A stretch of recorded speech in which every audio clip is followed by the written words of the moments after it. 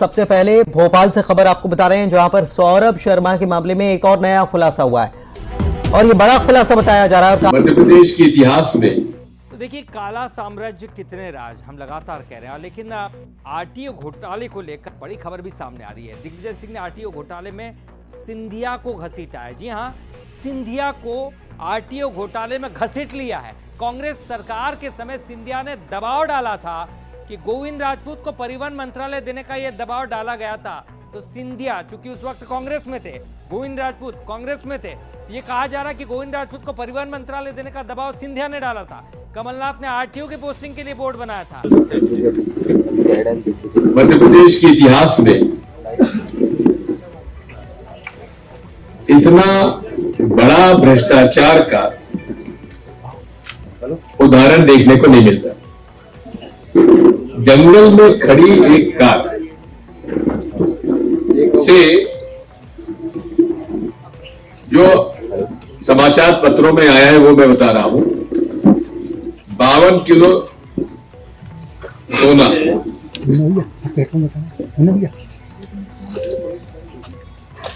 200 kilo चांदी की सिल्लियां, 11 करोड़ नगद। ये एक गाड़ी से, इनोवा गाड़ी से जंगल में खड़ी पाई गई और उसमें ये जब्ती की गई। अब उसके बारे में जो खबरें छन कर आ रही हैं, उसमें अब ये बात के सबूत मिल रहे हैं कि इसमें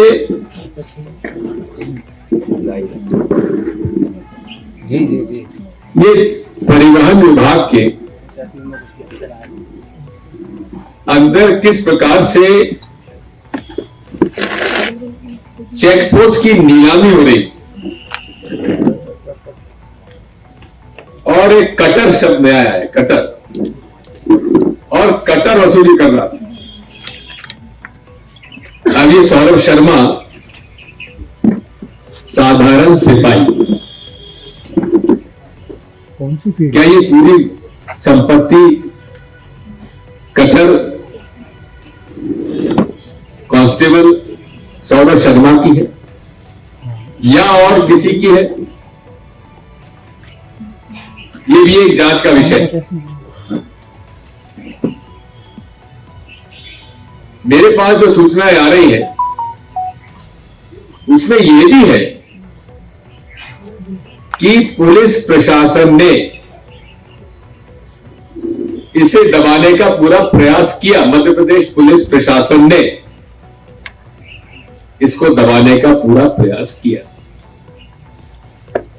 अब हालांकि लोकायुक्त और इनकम टैक्स का बताया जाता है कि इन्होंने जब्ती की है, लेकिन इसमें भी यदि इनकम टैक्स बीच में नहीं आता तो लोकायुक्त भी कुछ करने वाली नहीं थी। मेरी जानकारी ये गलत हो सकती है, मैं इसको कोई प्रमाणित मैं नहीं कह रहा हूं। ये जो जैसी खबरें आप लोगों के माध्यम से जब आती है, आप लोग भी हैं और कुछ और लोग भी मेरे मित्र लोग हैं जो मुझे सूचना देते रहते हैं, लेकिन कुछ नाम मैं बता रहा हूं जिनका कि स्पष्ट रूप से ये जानकारी मेरे पास आई है।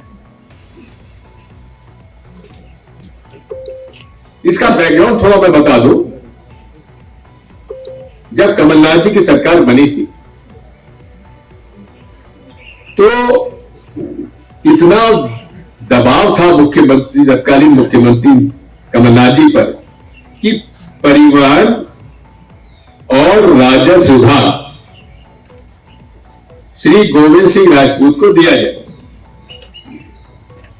अब क्यों था ये तो सिंधिया जी बताएंगे या और कोई बताएगा, लेकिन दबाव जरूर था। और चूंकि इसमें बड़ा भ्रष्टाचार का एक माहौल रहता है, इसलिए कमलनाथ जी ने बोर्ड गठित कर दिया कि बोर्ड ही फैसला करेगा कौन कहां की पोस्टिंग होगी।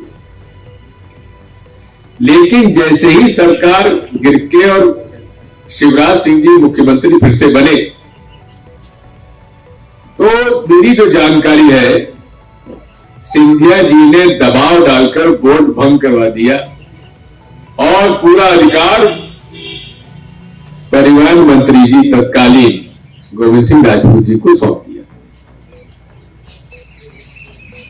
और उसके बाद एक नई प्रक्रिया शुरू होगी। पहले तो पोस्टिंग जो होती थी वो डिपार्टमेंट से और मंत्रालय से होती थी, लेकिन अब ठेका प्रणाली शुरू हो गई। इस नाके का बोली, उस नाके की बोली, और बोली लगती थी। बोली लगकर नियुक्ति, सबसे ज्यादा जो वसूली करेगा उसकी नियुक्ति माननीय मंत्री जी के यहां से हो जाती है। और ये कटर सौरभ शर्मा ये वसूली करता था और कहां का किसको देना है वो देता था। बात यह है, इसमें जो नाम मेरे सामने आए वो मैं आपको बताना चाहता हूं।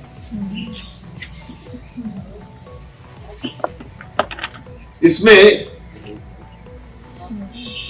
ये जानकारी मेरे पास आई है,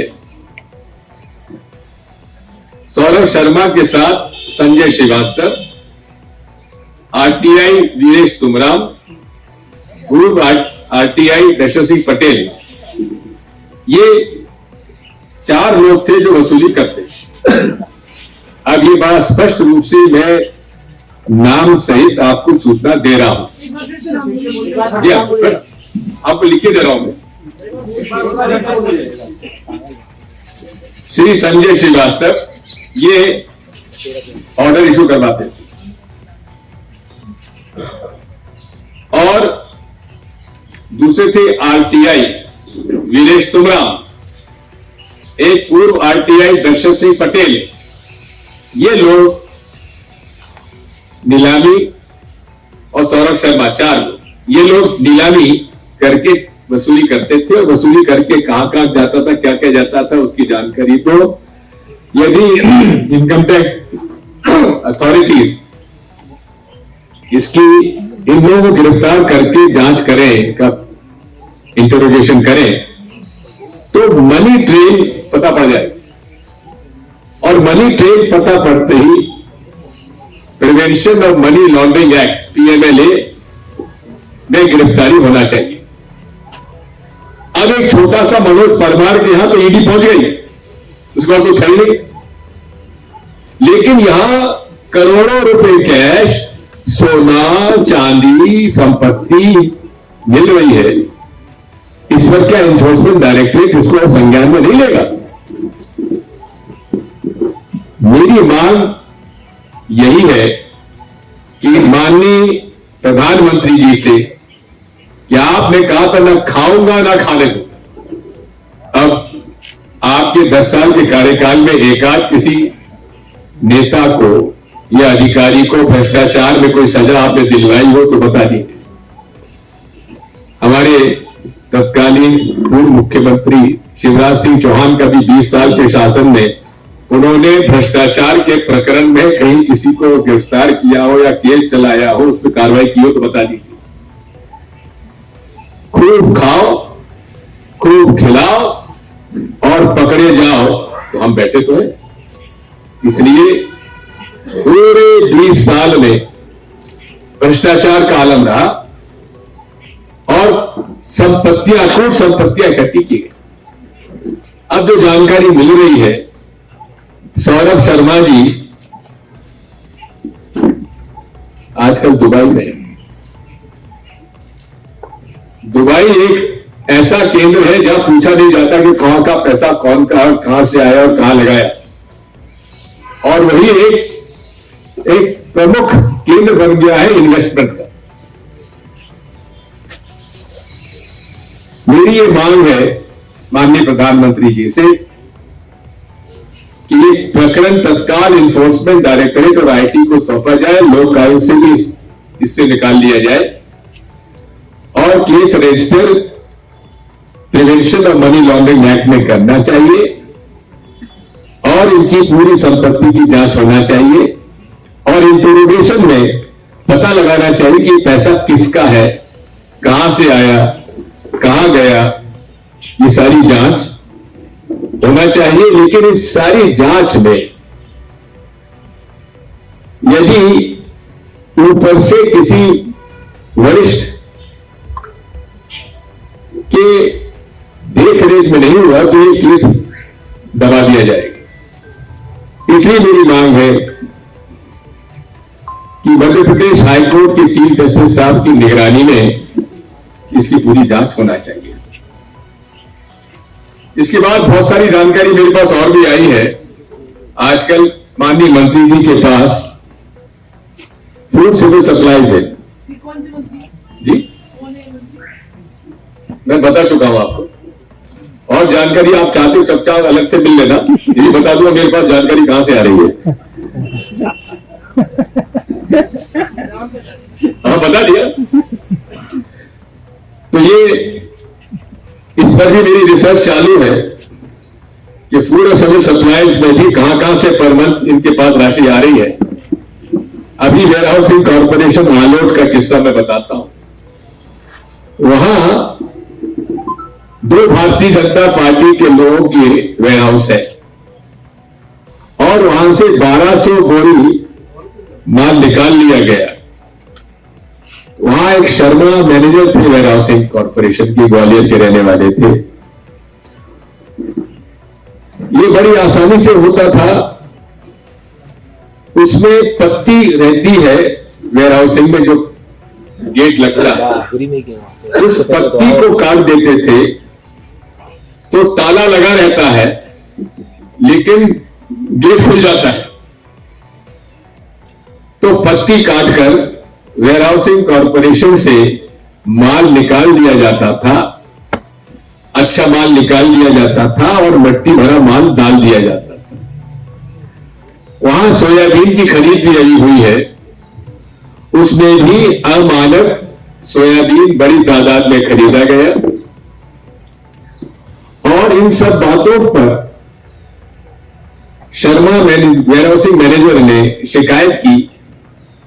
यहां के अधिकारियों ने उसको संज्ञान में नहीं लिया तो उसने आत्महत्या कर ली और आत्महत्या जब करी है तो उसने सुइसाइड नोट में लिख के गया है कि इन वेयर हाउसिंग, जो वेयर हाउसिंग रखने वाले मालिक हैं, एक मनोज काला है और दूसरे राजेश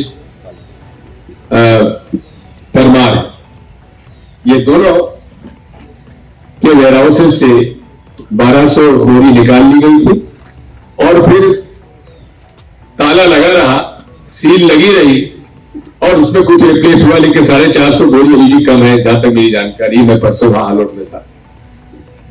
कहने का मतलब यह है कि पूरी लूट बची हुई है। कहते हैं कि राम नाम की लूट है, जनता से लूट,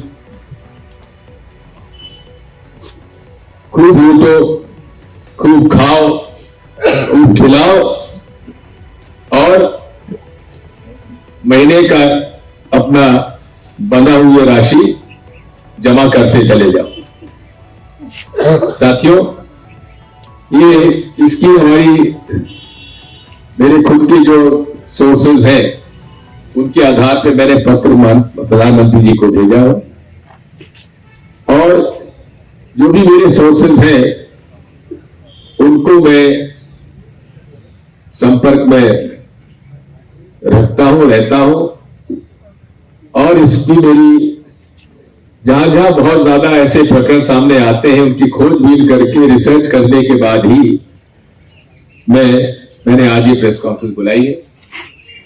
इसका दूसरा अध्याय भी है, इनका रेवेन्यू मिनिस्टर जब थे तब का, उसकी भी जानकारी मेरे पास कुछ आ गई है, वो मैं एपिसोड 2 में आपके सामने प्रस्तुत करूंगा। अगर आपको हमारा ये वीडियो पसंद आया हो तो इसे लाइक और शेयर जरूर करें और हाँ, हमें सब्सक्राइब और फॉलो करना ना भूलें। ताकि आप देश और दुनिया की कोई खबर मिस ना करें। तो जुड़े रहिए हमारे साथ और देखते रहिए